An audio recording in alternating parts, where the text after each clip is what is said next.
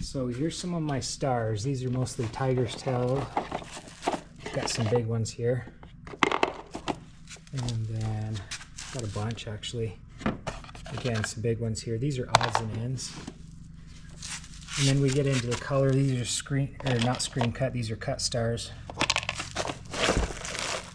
I don't even know what that is.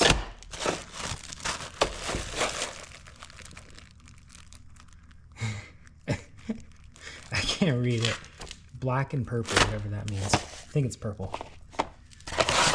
This gets into my cool stuff. This is the rolled stars. So we've got strobe here, tiger's tail to crackle, orange to crackle, got purple here. This stuff's cool, better pearl. I like that stuff a lot. That's awesome. Got a ton of that. And all of these I rolled.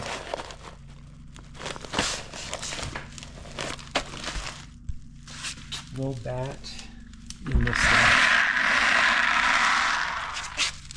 And this right here, these are pump stars, so these are 1/4 inch pumped. And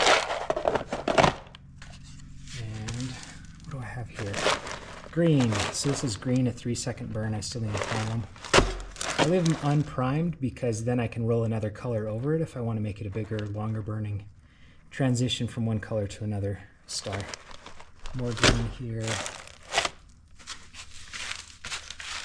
What is this? Oh, that's right, better pearl. So yeah, I need to say I've got a lot of stars. I like to have little inventories to where I can just go ahead and throw. I don't have to make it up. I've already got it ready to go kind of thing.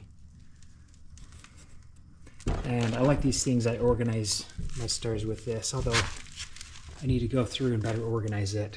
I like to separate tiger's tail from the colored.